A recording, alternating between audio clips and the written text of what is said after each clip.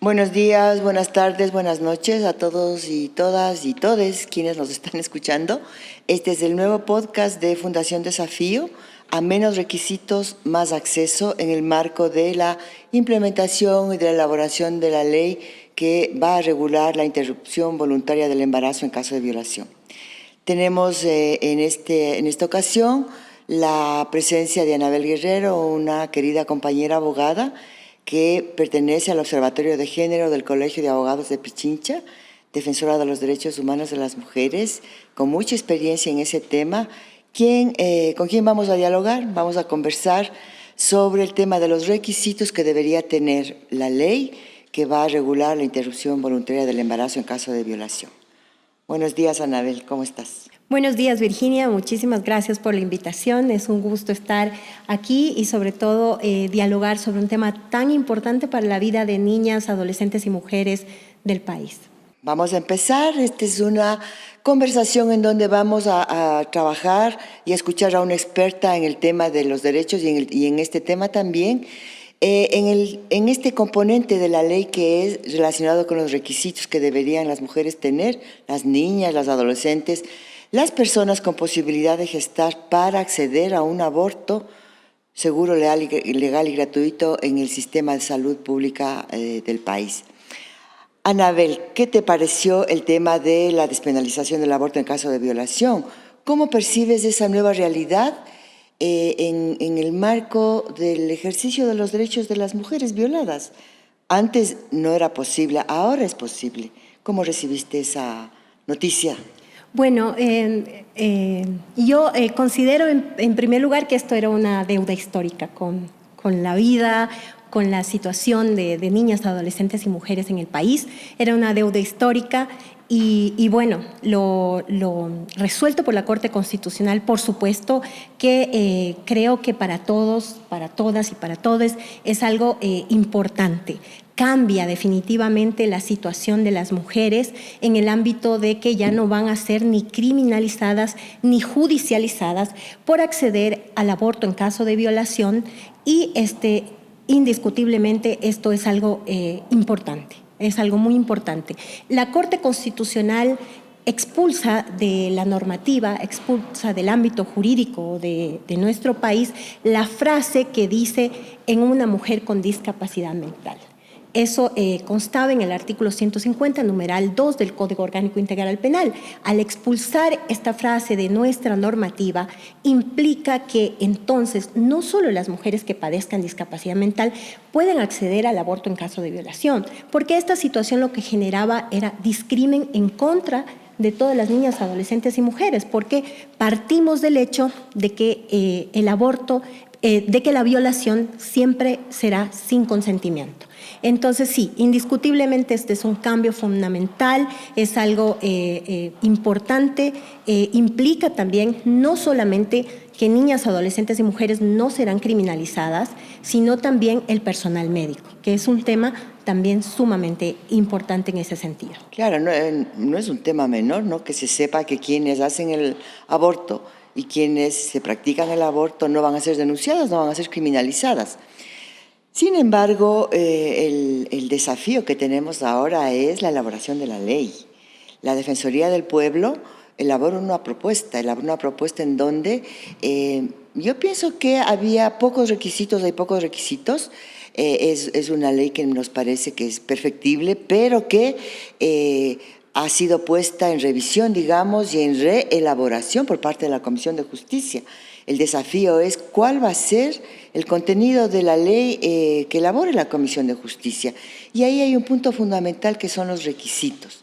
¿Cómo tú percibes que debería ser esta ley para que realmente las mujeres ejerzan el derecho a las mujeres, las personas que pueden quedarse embarazadas, las niñas, sobre todo las niñas, las personas con discapacidad? ¿Cómo debería ser esa ley? ¿Debería ser una ley que avance, que quede tal como estaba en la normativa anterior, que respondía al Código Penal. ¿Cómo piensas que debería ser la ley?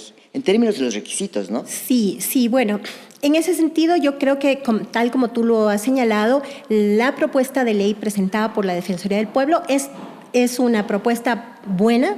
Creo que recoge los criterios de la Corte y estándares internacionales en la materia. Sin embargo, como tú mismo lo dices, está en la comisión en un proceso de ir trabajando el informe a primer debate que luego será puesto a consideración del Pleno de la Asamblea Nacional, y obviamente ahí desde las organizaciones de mujeres, desde quienes hacemos defensa de derechos humanos, nos preocupa que exista algún tipo de requisito, de que en la redacción se incluya algún tipo de requisito que implique una limitación para las mujeres en el país. Por ejemplo, el tema de una denuncia ante el sistema judicial, ¿no? Una denuncia en el ámbito penal es un tema que definitivamente constituiría una limitante, porque hay que tomar en cuenta todo lo que implica estos temas, ¿no? ¿Qué pasa? Por ejemplo, las mujeres tienen miedo, tienen vergüenza, tienen temor a represalias.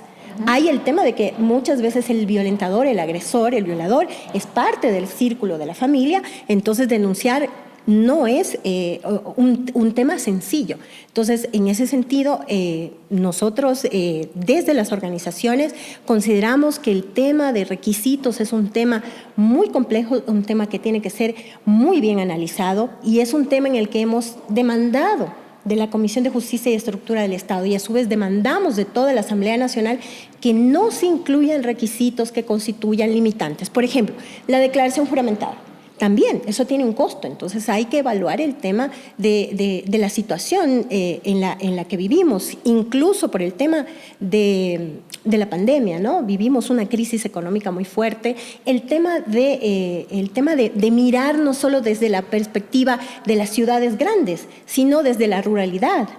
Entonces, o sea, ¿cómo le pedimos a una niña, a un adolescente, a una mujer con escasos recursos económicos que vive en lugares alejados, o que denuncie o que haga una declaración juramentada, que tendrá un costo? Entonces, las limitantes además generan retrasos, las limitantes generan más estigma, las limitantes, el tener requisitos que impliquen demora es una afectación a los derechos de las niñas, adolescentes y mujeres, y lo que se busca y lo que buscamos a través de esta ley es que realmente haya un acceso a este derecho, a la interrupción voluntaria del embarazo en caso de violación. Entonces, sí, en ese sentido, totalmente de acuerdo contigo, Virginia.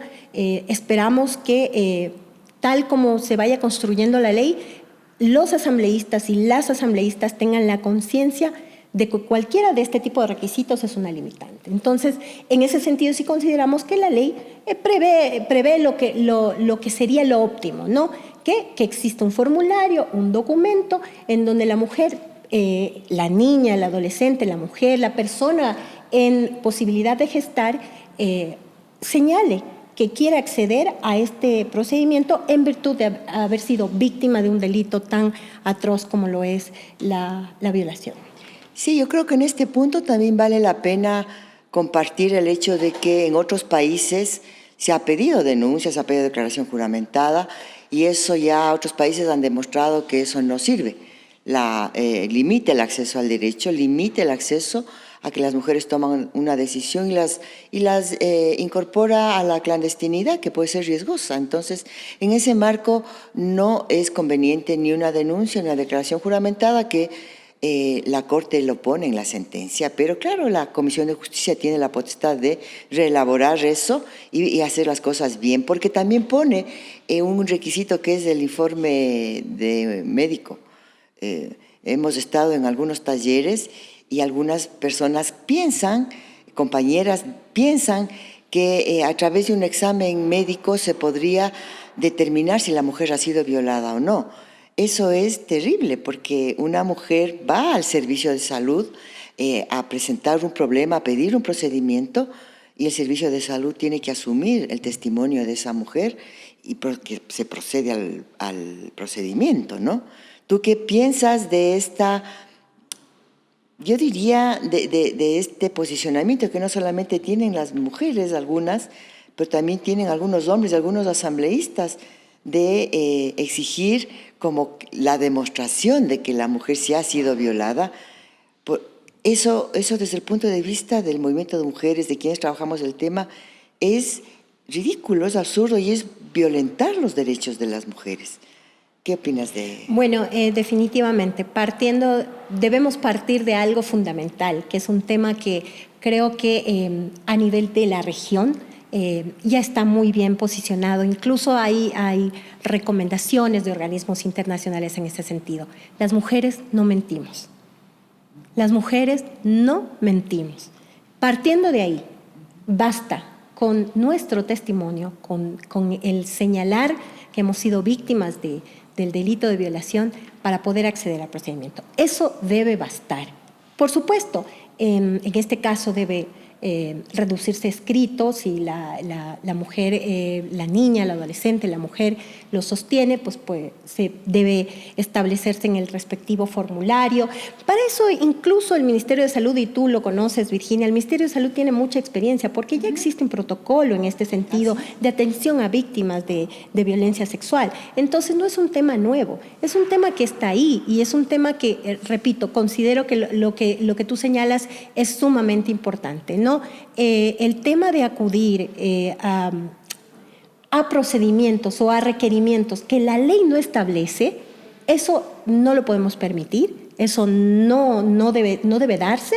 El tema de un examen médico pasa por un tema de revictimización. ¿Así es? Sí, porque por último, la víctima, si ella lo asume así y quiere acudir a la justicia penal y quiere poner una denuncia, eso será un tema de una decisión propia de la víctima, personal de la víctima. Entonces, en ese espacio podría establecerse cualquier tipo de este procedimiento, pero en el ámbito del acceso al derecho al aborto por violación no cabe. No cabe, bajo ningún concepto no cabe, porque ¿qué buscamos de esta ley? Buscamos que esta ley nos dé un real acceso, que nos dé realmente que sea una ley reparadora. Y entonces la reparación no puede pasar porque duden de la palabra de la mujer y de lo que ha vivido. Así es. Anabel, tomando en cuenta lo que tú estás diciendo, ¿cuál sería el requisito? Porque el personal de salud, ¿quién va a hacer el procedimiento? El médico, los obstetras, que son los que van a hacer... ¿sí? Son los directamente involucrados. ¿Cuál debería ser el documento que la mujer debe exhibir o le deben presentar para que acceda al procedimiento? Porque también hay que entender que el personal de salud, en este caso el médico, la obstetriz, necesita un descargo del procedimiento que va a hacer, ¿no es cierto? Entonces, no sé si estás de acuerdo, claro, el consentimiento informado es de ley, pero tal vez un documento adicional sería una petición donde la mujer firme y nada más. Sí, yo creo que existen salidas, ¿no? Lo que buscamos de la Asamblea Nacional y de la construcción de la normativa es que estas salidas no impliquen una limitante. Y tal como tú lo has señalado, considero yo que, por ejemplo, una petición por escrito para acceder al procedimiento sería importante, y como tú lo dices, ya lo contempla la ley, además el consentimiento informado. Entonces yo creo que con estos dos parámetros o en estos dos ámbitos, los médicos, el personal médico podría estar cumpliendo, digamos, con lo necesario para primero brindar a las niñas, adolescentes, mujeres, personas con capacidad de gestar, la posibilidad de acceder al procedimiento sin mayores limitaciones, pero además, evidentemente, guardando, digamos, una formalidad y unos requisitos básicos para el tema. Esperemos que en ese sentido se construya la ley y que, insisto, ¿no?, que no se generen limitaciones, no se generen requisitos que afecten a la decisión de quienes opten por interrumpir el embarazo en caso de violación. El tema de la decisión es súper importante. La ley no obliga a abortar, la ley lo que hace es permitir que una mujer decida. Y en ese marco los requisitos deben ser los mínimos. Por eso le hemos puesto a este podcast a menos requisitos, más acceso. Anabel, en el caso de las niñas, según el Código Penal, llegan con embarazos llegan violadas, niñas menores de 14 años, ya llegan con, digamos, con el diagnóstico de la violación, si se puede decir así, porque la violación es un delito, ¿sí? Los espacios de salud, los espacios de la emergencia, los espacios de los hospitales no son comisarías, ni son juzgados, ni es la fiscalía, como para que se puedan estar pidiendo aclaraciones o cosas como para que decir, sí, fue violada. O sea, eso no cabe en el sistema de salud. Las niñas tienen el delito en su cuerpo, que es el embarazo. Con ellas, ¿cómo debería proceder el ministerio o el servicio? Bueno, yo pienso que en el caso de las niñas, evidentemente estamos ante una situación de doble vulnerabilidad, ¿no? Y en ese sentido, evidentemente, el acceso tiene que ser mucho más eficaz, o el tratamiento debe ser además mucho más oportuno, ¿no? En ese sentido, evidentemente, en el caso de las niñas, tal como tú lo dices, el Código Orgánico Integral Penal lo establece así, eso es un delito de violación.